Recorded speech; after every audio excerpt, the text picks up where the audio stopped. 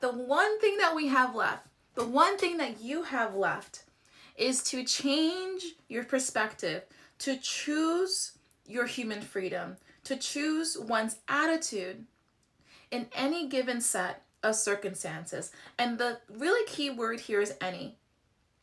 And I really believe and actually know that God has given us the power of free will. And this is just ricocheting among our human existence. So one thing that we do have is our human thought, is what we can think, right? So if you know that you can think differently, if you can change your mind, then that is where your life can also change. So let me just kind of give you a synopsis here. There was a time, actually I would say earlier this year, when I decided to pivot from my my last business, which is the handbag business that got me renowned in my field industry.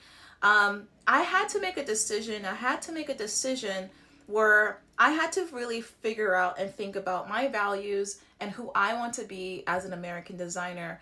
Now, even though I was in a point where I can actually get into higher success, that I could have been the next Michael Kors of like luxury handbags in the contemporary section, I had to make that decision where I want to stay at where I began. I want to stay at the higher end level. When I entered the market, my bags used to be $2,000.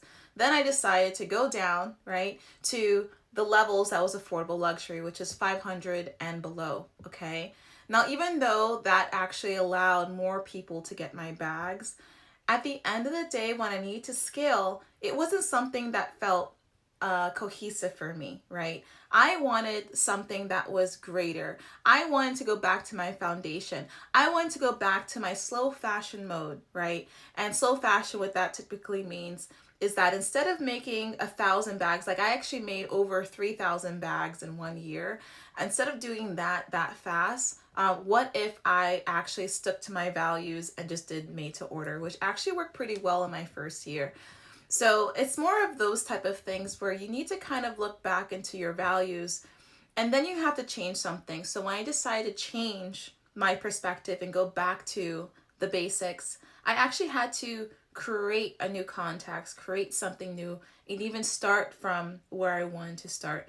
So there's something in your life that you feel like you want to start again, back to the basics, back to who you want to be, right? You want to really make sure that you change your perspective, change your context. Now, change isn't easy, okay?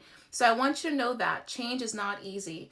Change creates disruption. It's almost like a volcano, right? So when a volcano starts to erupt, the whole earth starts to shake, the lava is spewing, everything's really hot, right? But this is the form of creation. This is the way that God has created this planet. There was tons of lava coming out to create what? Land, okay? So you may not know this, but your lava could be your new land. Your part of your life that is the most destructive, the most heated, the hardest part to get through, the most dangerous part when you decide to build something new, when you decide to take a new risk, that is exactly what I'm talking about. What is your lava? What is your volcano? And what do you plan to build on top of that as soon as the rocks cool, okay? So that's very important for you to really consider and think about when it comes to your contacts. Now, another way that you can change your contacts quickly. So number one, the first thing I talked about was forgiveness. So when you decide to forgive yourself for being in that situation, even if it's not your fault, it's more like you're forgiving your heart, you're forgiving your body, you're forgiving your soul for going through that circumstance, right?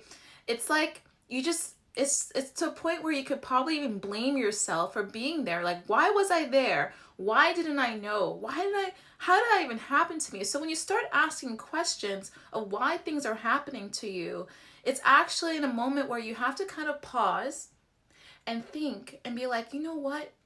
I'm mad, I'm upset this happened to me, but I'm going to release it and let it go.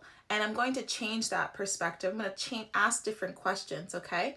So with that in mind, this is the first part when it comes to changing your contacts. The first thing we'll do is forgive, and then you're going to go into your values. So my action step for you today is to just write down those two things.